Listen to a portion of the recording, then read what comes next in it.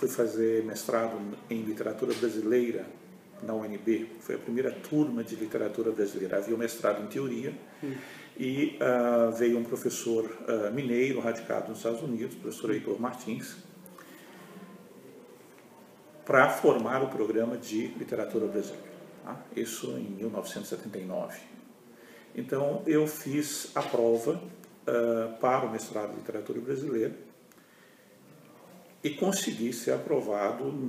Na época eram 35 candidatos e 10 foram aprovados, era uma boa competição, se a gente pensar que isso já tem mais de 35 anos. Tá? E no mestrado eu me interessava muito por questões relativas à compreensão sociológica do texto literário.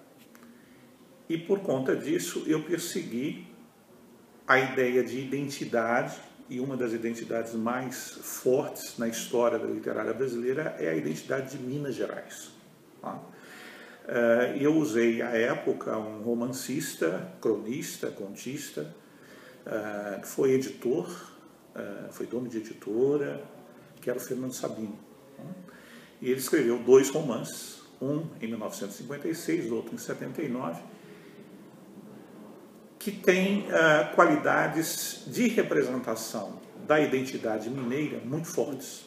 Tanto no Encontro Marcado, que é um romance autobiográfico, hoje a gente falaria de autoficção. Na época eu desenvolvi, fundado no Ortega y Gasset, um conceito de autobiografia ficcional, porque há uma presença muito forte da vida do Fernando Sabino e dos seus amigos dentro do romance, na constituição dessa personagem chamada Eduardo Marciano. E também um outro romance dele chamado O Grande Mentecapto, que interessantemente nas primeiras edições tinha um verbete do Sander Robre falando sobre o picaresco. Depois ele retira esse introito, né?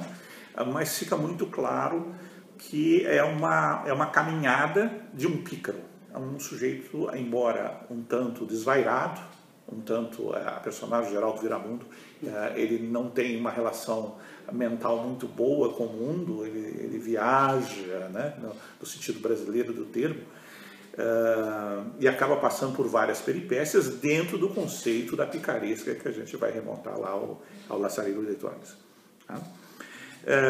Por consequência, em função da presença desse professor Heitor Martins,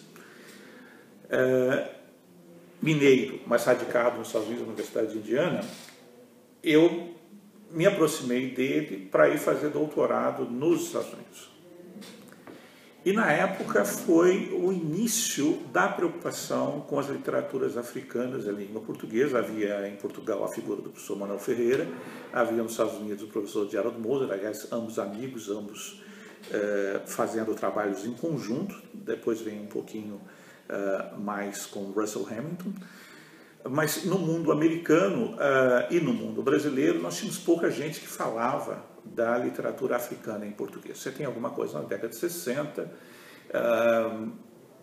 aí na década de 70 começa a haver um certo interesse, a professora Maria Aparecida Santilli começa a dar algumas palestras, ela vai a Brasília, onde eu fiz o meu mestrado, dá uma palestra sobre literatura africana de língua portuguesa, ou em língua portuguesa. Esse é um problema que caímos numa série de interrogações, mas enfim. E aí eu pretendo, na época, realizar um estudo sobre literatura africana em português. E vou desenvolver nos Estados Unidos, na Universidade de Indiana, um estudo sobre a historiografia literária em português, então fundado tanto na história literária portuguesa quanto na história literária brasileira, enquanto modelos de construção historiográfica, quais eram os mecanismos de apropriação do material como nacional. Então há, nesse momento, muito de discussão das literaturas nacionais na crítica literária, e fundado nisso eu uso os modelos de construção historiográfica para perceber quais seriam os livros que provavelmente na África de língua portuguesa caminhariam para essa construção de identidade nacional. E aí eu desenvolvo essa tese sobre a formação das literaturas africanas em português em África. Mas, durante o percurso, eu volto para o Brasil, sem defender a tese, e por questões financeiras, eu tinha que voltar a trabalhar, eu volto a dar aula na escola média, e aparece o concurso aqui em Londrina, e eu venho fazer o concurso, sou aprovado, e estou aqui desde 1987, como professor de teoria e de literatura brasileira. Foi muito interessante a época, porque éramos 3 colegas, o professor Sérgio Adolfo, já falecido, a professora Virgínia Gonçalves, e eu, os 3 trabalhando com África em língua portuguesa. Isso fez com que nós tivéssemos que nos acomodar, porque a Universidade Estadual de Londrina não tinha espaço para 3 pessoas que desenvolvessem pesquisas em literatura africana e língua portuguesa, especialmente porque não havia volume de material. Então ficou mais o professor Sérgio, a professora Virgínia ficou em literatura portuguesa e eu caminhei mais para a brasileira. E aí eu continuo nessa perseguição de questões identitárias na literatura brasileira, especialmente na historiografia literária. Mas, em função de algumas experiências que eu tive nos Estados Unidos na década de 80, eu acabo por me interessar por uma outra figura, que é a produção literária em ambiente digital. Então eu posso dividir a minha trajetória, se é que a gente pode falar assim, nesta perseguição de uma historiografia, na compreensão, por conta dos requisitos do doutorado que fiz, de uma concentração, tanto em prosa de ficção até o século XX, nos vários gêneros no século XX, e especialmente a prosa de ficção no século XX, isso me fez procurar compreender mais a miúde qual tem sido a nossa formação literária no século XX no Brasil. Formação no sentido de que quais são os nossos modelos, quais são os nossos caminhos, quais são as nossas tendências. E quais são? Bom, eu acredito que nós vivemos na literatura brasileira, a partir do século XIX, 3 instantes fundamentais. Isso é algo que está ainda em gestação na minha cabeça, mas que tem a ver especialmente com uma construção de identidade nacional. Se o século XIX foi inicialmente a busca de um passado a ser feito hipoteticamente, a maneira como é o romantismo europeu, buscando por uma Idade Média, nós não tivemos uma Idade Média, mas nós procurávamos construir uma identidade local. Um pouco depois, no modernismo, nós temos uma diferenciação, porque se entende que nós precisamos descobrir o Brasil. Então o movimento de 22 é um movimento de descoberta do Brasil, na minha opinião. Não é uma construção identitária, mas sim, afinal de contas, quem somos. E aí haverá vários ensaios na época, como é o caso do Sérgio Buarque de Holanda, do Gilberto Freire, o Paulo Prado, que é a pessoa que mais me interessa nesse momento, que vão postular algumas circunstâncias da nossa formação social e principalmente da nossa formação cultural. A partir daí, eu acho que nós estamos vivendo um terceiro momento nos últimos 40 anos, em que, ultrapassado o instante da compreensão da liberdade, que é aquele em que você tenta lutar com a ditadura, nós passamos a pensar quem somos num mundo que paulatinamente vai se globalizar, que vai se irmanar, especialmente por conta da internet, nos últimos 20 anos. Afinal de contas, qual é a nossa função no hemisfério ocidental, na América do Sul, e principalmente quem somos num país continental que fala português, que tem vários irmãos ao seu redor que falam espanhol, e a gente acha que os entende e eles acham que não nos entendem. Então a gente tem uma situação bastante complexa, um mercado editorial imenso, ainda a ser bastante explorado, uma escola que cada vez mais cresce e, por consequência, Eu acredito que hoje nós estamos diante de uma camada nova de escritores. Você me perguntava exatamente o que eu vejo, né? Nós estamos com uma geração que escreve a partir da década de 90, tentando se encontrar enquanto cidadão do mundo. Que identidade é essa? E aí é aquilo que eu vou chamar a geração GNT, por conta de um canal de televisão chamado GNT, que apresenta muitas viagens, né? Ele tem quase que um aspecto turístico. Então há sempre alguém que está viajando pelo mundo. E por consequência parece que essa viagem ao redor do mundo, países exóticos ou compreensão da Europa, isso vai acabar se refletindo em determinado contexto de produção literária, especialmente por conta, por exemplo, de uma tentativa modular de uma coleção chamada Amores Expressos, em que houve uma editora que buscava colocar um cidadão brasileiro em várias cidades do mundo a compreender a cidade, o país, a cultura, e fazer daquilo um romance. E aquilo não deu muito bem certo, né? Mas que demonstra, como é o caso da figura do Chico Buarque, que é um sujeito já velho, já estabelecido, que não compensa que a gente entrar em detalhes na crítica sobre o trabalho dele, mas que vai buscar certas compreensões nesse mundo europeu, que, afinal de contas, nos sustenta. Hoje, se você for pensar em termos de uma herança afro-brasileira, que ela é extremamente importante, mas ela não carrega aquele ideário mediático próprio de uma veiculação dessas raízes. Há muito discurso ideológico, mas efetivamente aquilo não chega, parece que, à escola. É raro, só em alguns vestibulares, em algumas universidades, a produção afro-brasileira consegue algum espaço.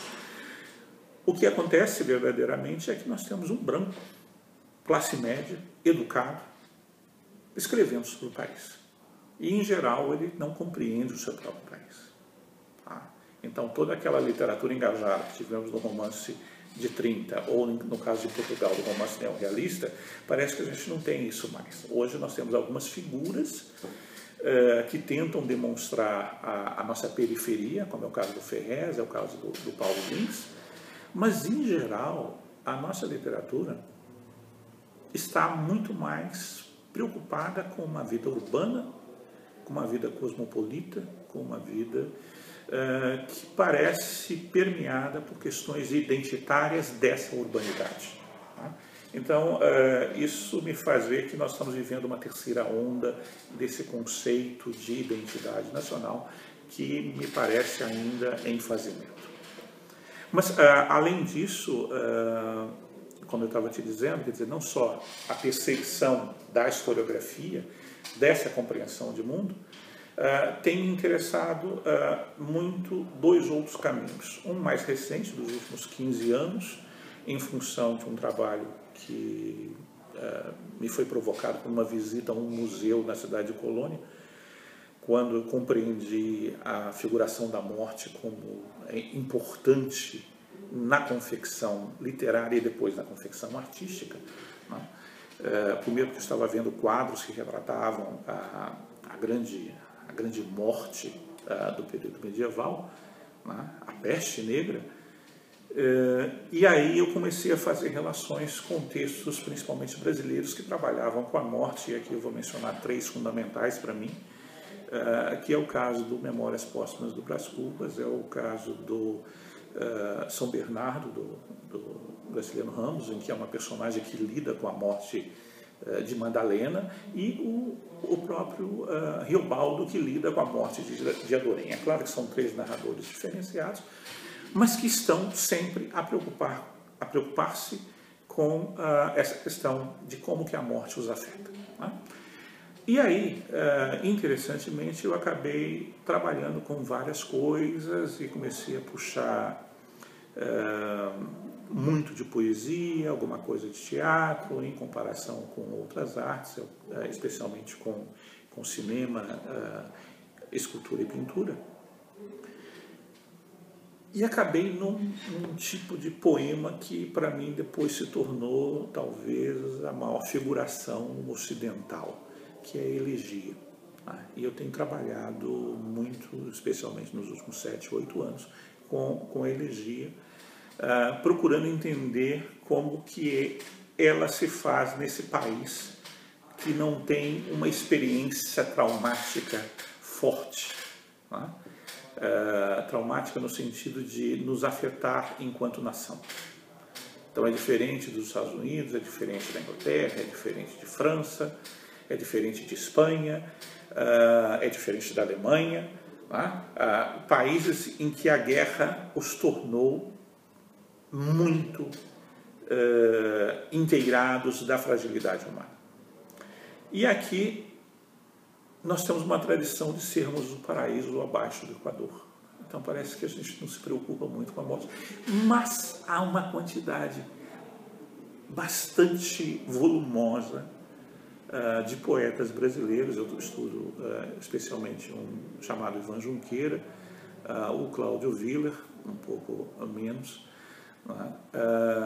e o Carlos Nejar, que são 3 poetas da chamada geração de 1960, que trabalham profundamente essa noção de intranquilidade, porque não temos mais a solução para o mundo. Diferentemente do tempo anterior, em que você procurava a razão na religião, agora o que você faz? No momento que a gente enfrenta essa noção absurda de que há vidas que não merecem ser vividas, isso, é claro, esse é um pensamento que se dá em relação ao nazismo, em relação ao que eles fazem com vários grupos, especialmente com os judeus, mas aqui nós também temos uma violência nítida de vidas que não merecem ser vividas, em que parece que a nossa noção é de desconsiderarmos o outro. E aí tem muita coisa interessante. Eu acho que o Carandiru do Varela, que é uma espécie de um documentário ficcionalizado, em certa parte, ou Cidade de Deus do Paulo Lins, ou mesmo alguma coisa do Ferrez, demonstrariam nesses textos uma preocupação com esta iniquidade generalizada. Nós não nos preocupamos com o outro. Então, nisso, a ficção tem demonstrado, claro, um interesse de recepção dessa problemática, mas especialmente vários poetas. E aí eu vou buscar lá o João Cabral de Melo Neto, eu vou buscar um Ledo Ivo, vou buscar mesmo um Drummond, enquanto seres que poetizam essa noção da fragilidade da vida.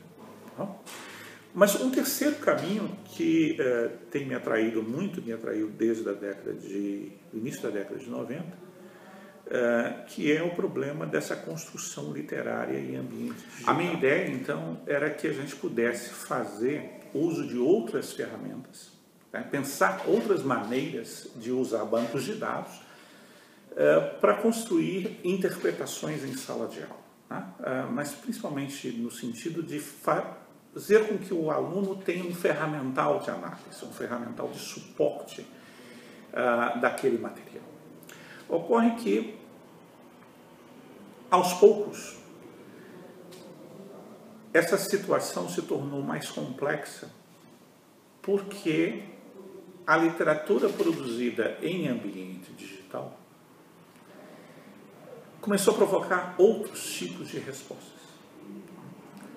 E também a tensionar a nossa própria concepção do texto literário. Porque isso que eu estava a lidar é o fato de eu pegar um texto e levá-lo para uma ferramenta eletrônica para fazer análise de um poema, fazer análise de um conto e fazer a escansão dos versos, as ilações possíveis, eventuais contrastes.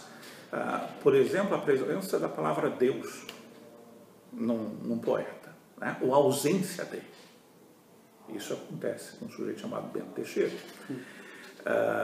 Quer dizer, nós estamos lidando com a possibilidade de uma aceleração do trabalho de análise de dados e interpretação. Mas não nos bastava apenas levar o objeto impresso, o objeto literário impresso, para a sala de aula usando esse ferramental. Então, eu tenho, em vários lugares, eu falo, quer dizer, qualquer um de nós tem acesso a ferramentas que permitem que a gente vá fazendo anotações, contrastes. Eu posso criar um ambiente de uma sala de aula como um blog, em que os alunos vão contribuindo. Ótimo. Nós não podemos mais esperar que a nossa aula seja apenas aquela em que um professor fala e o aluno anota em cima de um texto. Não? O conhecimento se tornou múltiplo, comunitário, há muita coisa disponível e muitas vezes o professor ele é apenas um orientador desse trabalho de recenção, leitura e interpretação. Mas a literatura digital, ela, primeiro, não só por tensionar, como eu já disse, a noção do que é literário, mas ela passou a trabalhar com outras linguagens, como a linguagem vocal, como a linguagem escrita ou gráfica, como a linguagem cromática, como a linguagem cinética. Um pouco assemelhando-se àquilo que a poesia concreta fez com o conceito do verbo vocovisual. Mas mais sério, nós estamos a lidar com diferentes camadas de compreensão do mundo. As relações do software, do hardware, com a própria construção do objeto, o conhecimento daquela linguagem de programação, o conhecimento daquele aplicativo que permite que você faça determinadas composições. Aqui eu vou lembrar, por exemplo, um poeminha que era uma experimentação na década de 80, era um poema Vagalume, em que nós fazíamos com que um determinado pixel numa tela, os monitores na época eles só tinham a cor verde e preta, na verdade verde com fundo preto, e depois veio um branco com fundo preto, né, aproveitando a tela da televisão preto e branco, mas aí surgiu alguém que fez com fósforo laranja. Então a gente aproveitou aquela ideia do fósforo laranja para fazer um poeminha Vagalume em que havia alguma coisa que piscava, dando a noção do vagalume. Quer dizer, essa compreensão de um outro tipo de mecanismo de construção de arte, e veja que eu estou falando de algo muito rudimentar para o que nós temos hoje, vai acabar com uma série de complicações, ou vai acabar em uma série de complicações, no sentido de como que eu levo esse material para a sala de aula. Primeira coisa, competir em sala de aula com toda a nossa herança ocidental. Com coisas que, por mais ousadas graficamente, por mais complexas que possam ser em termos de construção de narrativa, muitas delas não chegam ao mercado ou estão no mercado como objetos de acesso gratuito, porque não são compradas. Há uma exigência social em termos dessa herança canônica. Mas nós não podemos deixar de lado a experimentação da arte. Se eu trago o modernismo para a sala de aula, se eu estou dizendo que nós não sabemos o que queremos, sabemos o que não queremos, que é uma ideia modernista brasileira, que arte é essa que hoje mistura todas essas situações, circunstâncias em que o leitor pode interagir, até certo ponto. Mas, por exemplo, suponha que alguém faça um poema no Facebook e alguém comente o poema. O simples fato daquele comentário já tornou a obra diferente. Porque o próximo que vai lê-la já terá ali o comentário. E ele começará a dialogar com outro texto, que nós chamaríamos de um paratexto.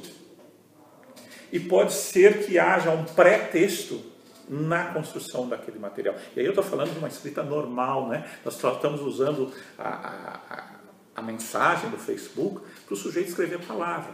Mas imagine em que alguém faça uma construção de um objeto digital, eu nem diria mais um objeto literário, mas um objeto digital, em que você tem palavras que flutuam, voam, misturam-se com outras imagens e há sons. Quer dizer, toda essa cornucópia de informações vai fazer com que, muitas vezes, vários autores, vários criadores, muitas vezes em equipe, tenham que postular os seus próprios estatutos estéticos de produção nessa obra. Quer dizer, como é que nós vamos levar não só mais o objeto para a sala de aula, mas também a sua recepção crítica que se amealha àquele objeto e, por vezes, um pré-texto teórico que vai dar para nós um outro viés e, por consequência, muitas vezes, um caminho que só pode ser trilhado daquela maneira. Aí eu estou pensando no Virgílio e no Dante. É como se nós tivéssemos alguém que nos encaminhasse. Então, esse tipo de situação acaba por fazer pensar para nós professores que a literatura digital, a arte digital, ela veio para que nós pudéssemos pensar, afinal de contas, quem somos enquanto seres sociais, enquanto criadores, enquanto críticos e principalmente enquanto professores. Ou seja, o que eu quero com essa bendita obra de arte? Para mim, pensando naquilo que você me provocava no início, é principalmente compreender quem somos e quem que nós podemos ser. Hoje, em sala de aula especialmente, eu acho que o trabalho que nós estamos fazendo na sociedade brasileira, que é nos preocuparmos com as várias identidades. Eu acho que a escola cresceu muito no sentido de não mais deixarmos aos alunos um modelo do que é o passado, mas sim o que esse passado representa para nós de compreensão de quem somos. Então, as discussões de gênero, de etnia, de idade, de violência, de passagem do ambiente rural para o ambiente urbano, de compreensão das várias tribos urbanas, tá? De compreensão da noção de miséria e a noção de fartura, a noção de felicidade ou de infelicidade permanente. Me parece que a literatura, ela, nessa ideia de conceito, nos últimos, eu estou dando aula em universidade já há 36 anos, tá? Eu acho que a gente passou da admiração para a reflexão. Então, se eu olhava o bem-fazer poético, se eu olhava a herança cultural que eu tinha, de saber ter lido um Guimarães Rosa, um Machado de Assis, um José de Alencar, um Tomás Antônio Gonzaga e assim sucessivamente, hoje me interessa muito mais compreender quem são esses indivíduos no seu tempo e no meu tempo. Qual é a sua herança que eu posso aproveitar para construir outras heranças? A literatura brasileira está, a meu ver, em busca ainda de uma brasilidade. Nós não sabemos quem somos.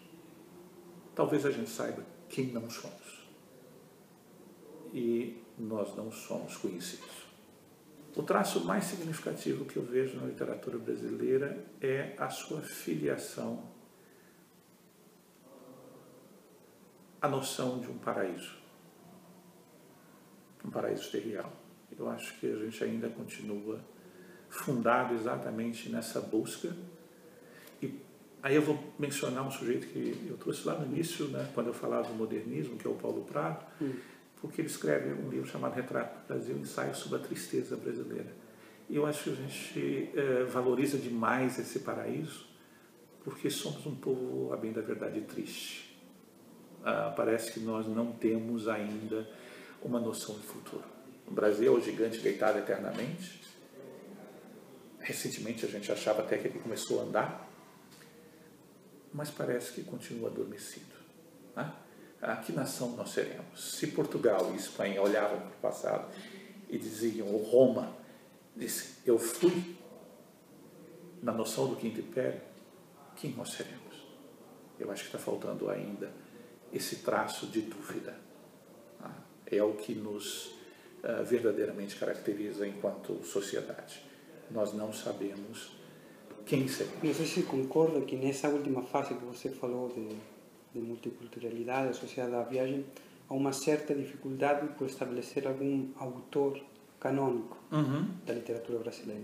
Não é, como por exemplo, se olhamos para trás, não há um Guimarães Rosa, mas não, acho que não é uma coisa só do Brasil, senão que é um fenômeno global. Sim. A dificuldade de, hoje em dia, de ter autores universais, entre aspas. Eu acho que está faltando tempo. Tempo. Nós não podemos confundir sucesso editorial, que aí é um interesse comercial imediato. A gente vê as pessoas sendo chamadas para festivais, as flips da vida, né? Por causa de interesse estritamente comercial. Se você olhar bem, raramente a gente tem um romance que a gente quer reler. Então, o tempo vai nos dizer quem são os futuros grandes escritores. Haveria, por exemplo, você listar 3 grandes autores brasileiros hoje. Por conta de que, primeiro, acho que nos falta esse tempo. Talvez daqui a gente possa dizer algo daqui a 20 anos. Mas especialmente porque há uma moda. Nós estamos vivendo uma época de moda.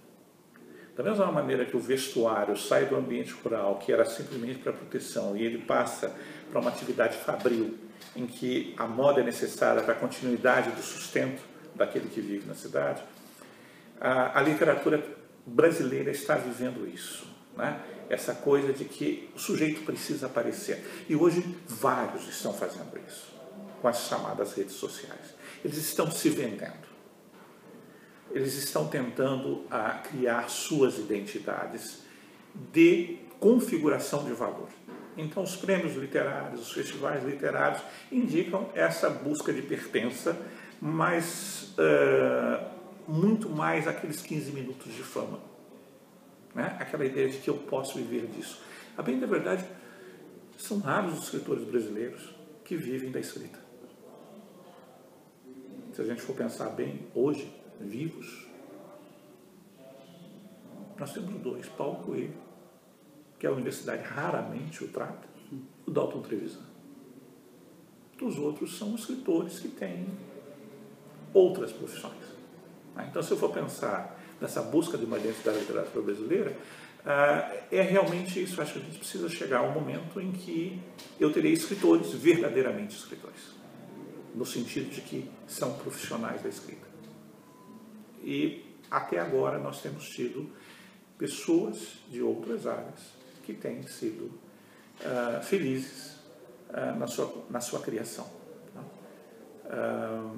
Cada vez mais a gente vê autores brasileiros com formação pós-graduada em literatura. A Regina Del Castanho, em Brasília, demonstra isso claramente. São sujeitos educados, com formação pós-graduada, mestrado e doutorado, e por consequência esses indivíduos eles têm uma técnica cada vez maior, mas ainda não chegamos, parece, à profissionalização plena desse escritor e chegar ao surgimento de figuras como Toni Morrison, como Philip Roth e assim sucessivamente, né? Sujeitos que realmente têm a escrita como não só a criação, mas como efetivação de valor social. Infelizmente há pouca gente, eu não vou dizer que dá para contar nos dedos de uma mão, porque há alguns a mais do que isso, mas é ainda pouco evidente. Nós temos muita gente que chegou agora aos estudos digitais, muito mais na compreensão de ferramentas do hipertexto, e não propriamente da literatura produzida digitalmente, né? E aí nós temos que separar muito bem a literatura em meio digital da literatura digital. Tá? São poucos autores brasileiros, infelizmente um deles faleceu recentemente, que era o Wilton. Há uma vontade de crescimento, mas a universidade ainda não abriu as portas para a compreensão dos fenômenos em sala de aula, dos fenômenos da intermedialidade, da transmedialidade e da materialidade digital. Talvez esse seja o próximo passo para os pesquisadores que venham tanto a trabalhar com a literatura de arquivo, né, com essa literatura digital, mas especialmente como é que a gente consegue lidar em sala de aula. Porque, afinal de contas, será que nós cairemos na área do registro, né, em que eu vou ter a filmagem de uma intervenção, de uma instalação? Aquilo não é a experiência literária, e sim apenas um documentário. Parece que nós estamos remontando ao cinema da década de 20, 100 anos depois, quase. Para onde é que nós vamos diante disso? É temerário dizer, as experiências são muito interessantes, mas exatamente em função da complexidade, eu fico me perguntando como que a gente vai poder levar, por exemplo, um Rui Torres para a sala de aula. Como é que a gente vai conseguir caracterizar uma outra experiência estética em sala de aula, quando o objeto estético ele é muito mais complexo e ele exige um ferramental para o qual nós não fomos treinados. Então, a coisa acaba ficando na dúvida.